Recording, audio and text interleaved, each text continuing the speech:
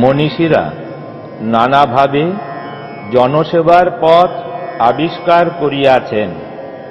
কেহ অন্ন দান করিয়া, কেহ বস্ত্র দান করিয়া, কেহ শিক্ষা দান করিয়া, কেহ চিকিৎসা বিদ্যার সাহায্যে জনসেবা করিয়াছেন। কেহ করিয়াছেন আবার অফুরন্ত আশীর্বাদ বিতরণ করিয়া। যাহাকে সেবা দেওয়া হইয়াছে, কোন কোন ধীমান প্রেমী তাহাকে নরনারায়ণ আখ্যা দিয়াছেন এবং বিপন্ন নিরন্ন আর্তের মধ্যে পরমোপাস্য পরম ব্রহ্মকে দেখিবার প্রয়াস পাইয়াছেন। সকলের সকল সেবা শ্রদ্ধার দৃষ্টিতে দেখিয়াছি, বিভিন্ন প্রকারের সেবক দলকে মনে মনে প্রণতি জানাইয়াছি। কিন্তু দীক্ষা দিয়াও যে নরনারায়ণের সেবা করা যায় তাহা জানিতামও না, মানিতামও না।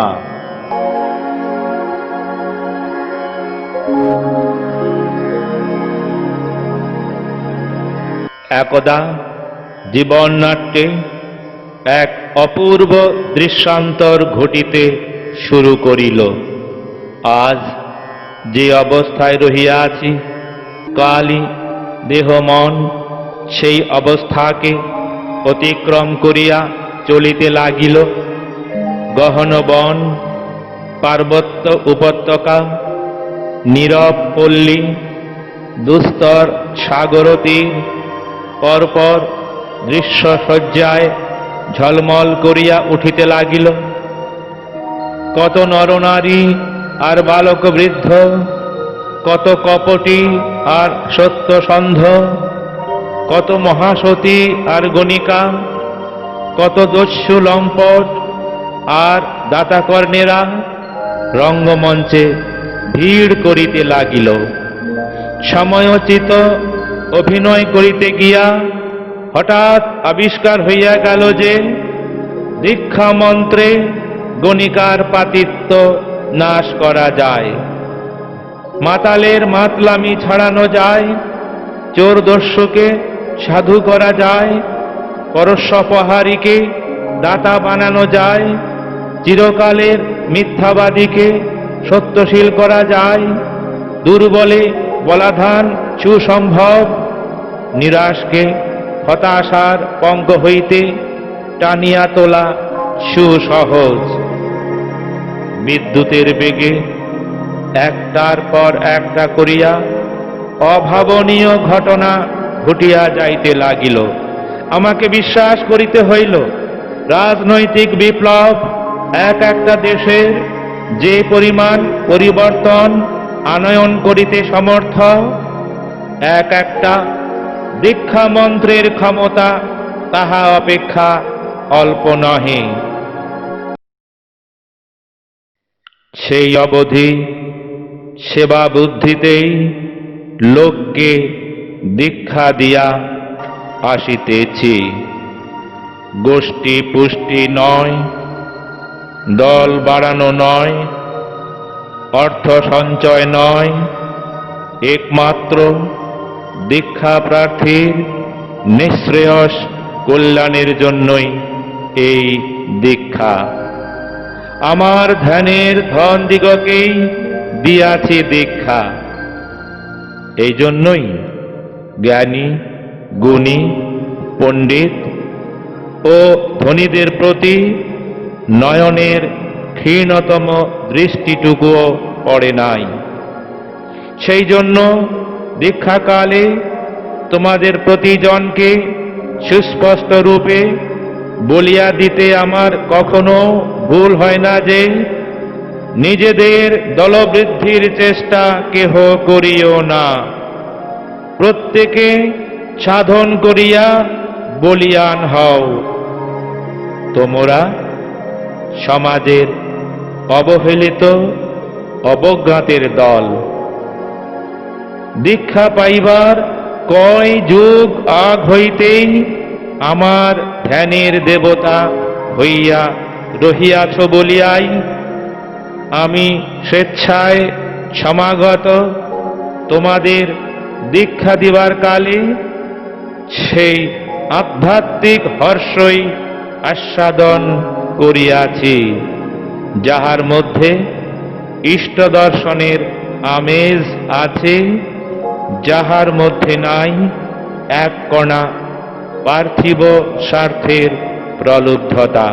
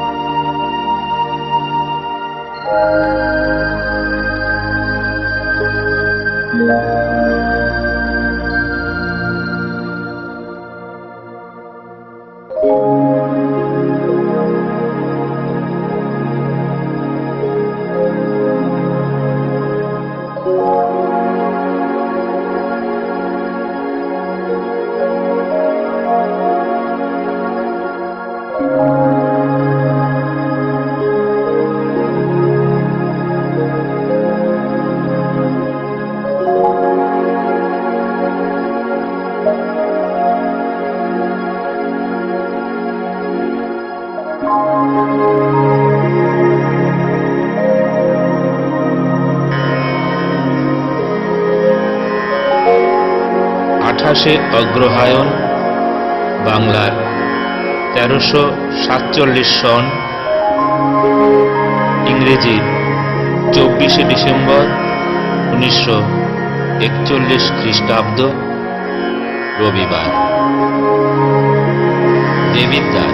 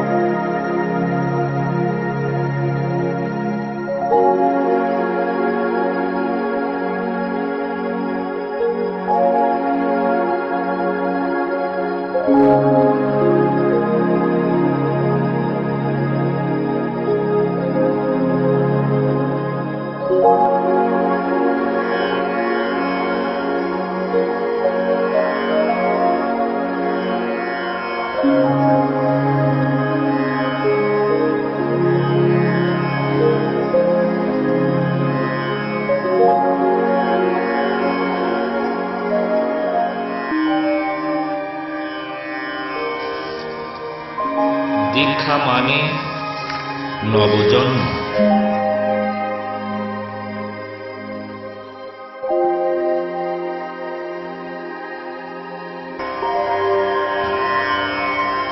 দীক্ষার্থী দিগকে দীক্ষাদানের পরে শ্রী শ্রী বাবামুনি উপদেশ দিলেন, মনে রেখো, আজ তোমাদের নবজন্ম হল। অতীতের সমস্ত পাপ তাপ তোমাদের চিরতরে পরিত্যাগ করল। শুদ্ধ স্নাত শিশুটির মতো আজ তোমরা নিষ্পাপ হলে।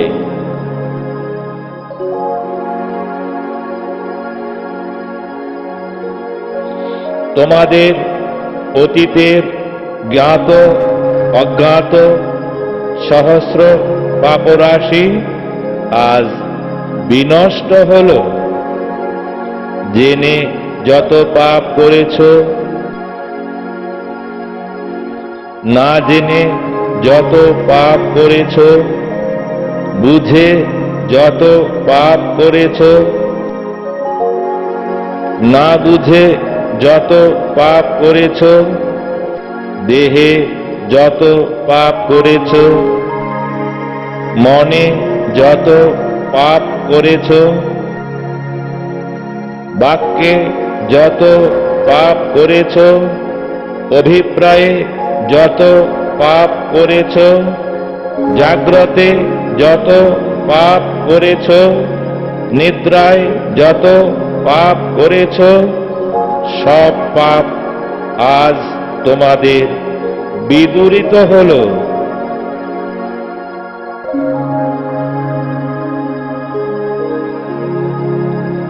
নিজের ইচ্ছায় যত পাপ করেছ, পরের প্ররোচনায় যত পাপ করেছ, সবশে যত পাপ করেছ, অবশে যত পাপ করেছ, নিজের স্বার্থে যত পাপ করেছ, পরের জন্য যত পাপ করেছ, প্রয়োজনে যত পাপ করেছ, নিষ্প্রয়োজনে যত পাপ করেছ, অভ্যাস বশে যত পাপ করেছ, খেয়াল বশে যত পাপ করেছ, সব পাপ আজ তোমাদের ছেড়ে চলে গেছে। আজ সংকল্প করো, আর পাপের সঙ্গে কোনো আপোষ করবে না।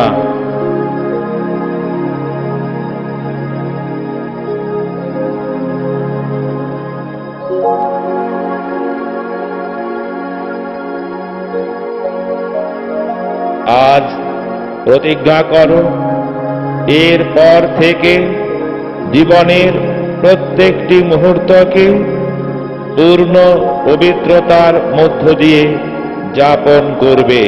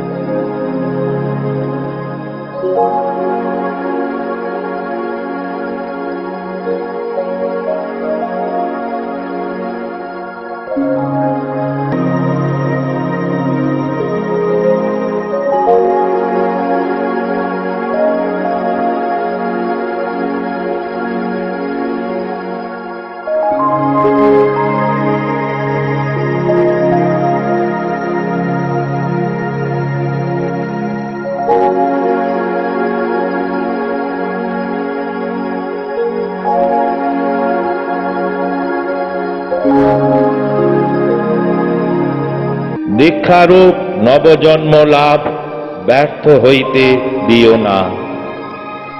দীক্ষান্তে শ্রী শ্রী বাবামুনি বলিলেন, কখনো ভুলে যেও না যে দীক্ষা লাভ প্রকৃত প্রস্তাবে নবজন্ম লাভ। এই নবজন্ম লাভ করে ভগবৎ প্রেমময় নিষ্কলঙ্ক নিষ্কলুষ জীবন যাপনের জন্য তোমরা বদ্ধপরিকর হও। কতবার কত জীবের গৃহে কত রূপে জন্মগ্রহণ করেছ, অসাধনে সব জন্মই বৃথা হয়েছে। এমনকি মানব গৃহে মানুষ রূপে জন্মগ্রহণ করার পরেও এতদিন এই জন্মকে সার্থক করার জন্য কিছুই করো নাই। আজ যখন দীক্ষা যোগে নূতন জন্ম তোমাদের হলো, তখন এই নূতন জন্মগ্রহণ যাতে ব্যর্থ না হয় তার জন্য কঠোর সংকল্প সম্পন্ন হও। খেলায় খেলায় উদাসীন্যে অতীতে বহু সময় ক্ষেপণ করেছ। আজ থেকে সংকল্প করো যে প্রত্যেকটি নিঃশ্বাস প্রশ্বাসকে কাজে এনে ছাড়বে। কামারের ভস্ত্রাও বৃথা কাজ করে না, আর তোমার ফুসফুসটাই কি কেবল বৃথাশ্রম করবে? প্রতি শ্বাসে প্রতি প্রশ্বাসে ইষ্ট নাম স্মরণ করে এদের সার্থকতা লাভের সুযোগ দাও।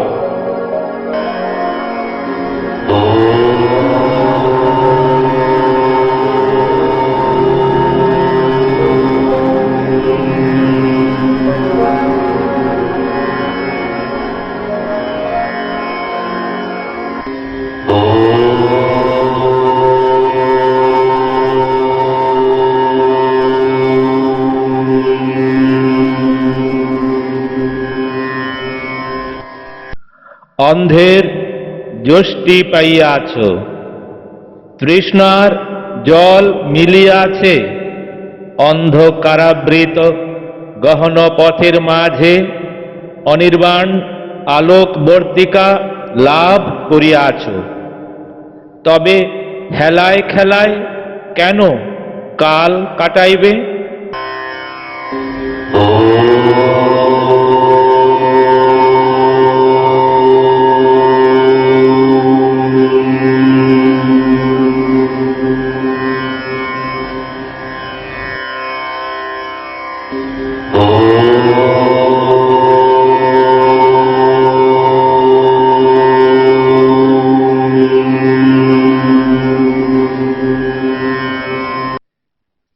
জানিও এই পার্থিব দেহ দুইটি দিনের তরে। স্বল্প সময়েই এই দেহটির বাতি ফুৎকারে নিবিয়া যাইবে। তাহার আগে যাহাতে নিজের হিসাবের খাতা জমার অঙ্কে পূর্ণ করিয়া লইতে পারো, তাহার জন্য প্রাণপণে যত্নশীল হও। জানিও ইহাই তোমার দীক্ষা গ্রহণের প্রধানতম দায়িত্ব।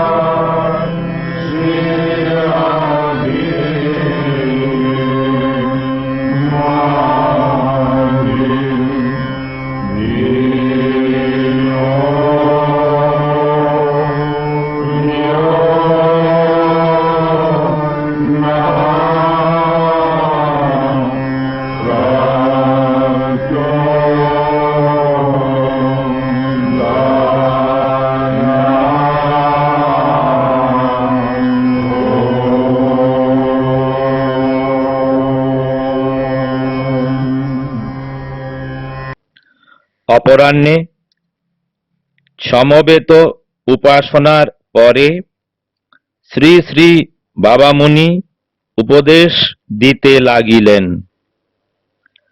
মানব জীবন অনিত্য, আজ আছে কাল নেই। জলবুদ্বুদের মতোই ক্ষণস্থায়ী,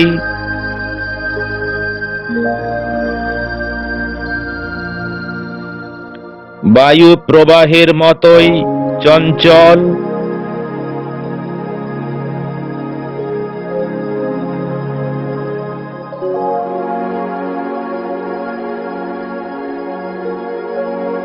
জলস্রোতের মতোই অস্থির,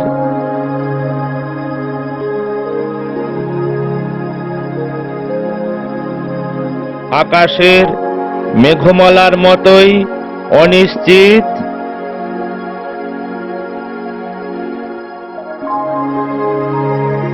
শূন্য উদ্যানের মতোই ভিত্তিহীন।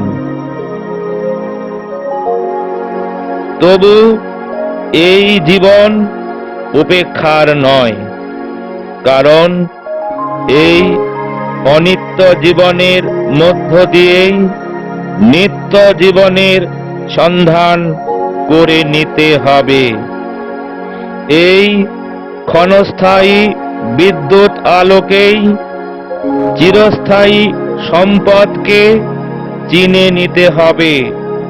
তাতেই এই জীবনের সার্থকতা।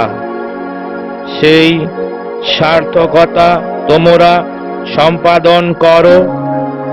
মুহূর্তকালও অপব্যয় করো না। জীবনকে বৃথা বয়ে যেতে দিও না। প্রত্যেকটি নিমেষ সার্থক হোক, প্রতিপল প্রতি অনুপল নিত্য অভিনিবেশের সহায় হোক। চোখ খুলে তাকিয়ে দেখো, কে তোমার আপন?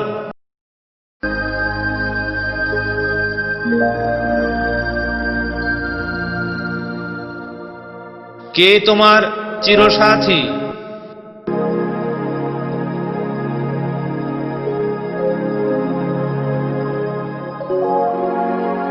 কে তোমার নিত্যকালের প্রাণের জন?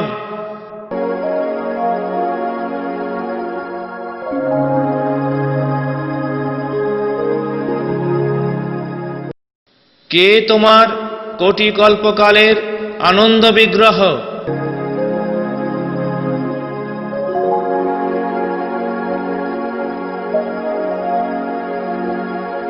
সময় চলে যাচ্ছে, কারো জন্য বসে থাকবে না, কারো মুখপানে তাকাবে না। সে চলেছে নিজের মনে তোমার আয়ুকে ক্ষয়িত করে, তোমার বার্ধক্যকে, তোমার মৃত্যুকে নিকটবর্তী করবার জন্যে। আর তোমার হেলায় কাটাবার সময় নেই। ওঠো প্রবল বিক্রমে, ছাড়ো যত পুঞ্জিত সুখের মোহ। কান পেতে শোনো পরম পুরুষের বাণী। হাত পেতে নাও লক্ষ কোটি জন্মের তপস্যার ফল, পরম ধন। এই জীবনেই ভগবানকে চাই, এই করো তোমার জেদ। পার্থিব লীলা করুক, অপার্থিব লীলার যবনিকা উত্তোলন। অনিত্য করে দিক নিত্যকে তোমার করায়ত্ত।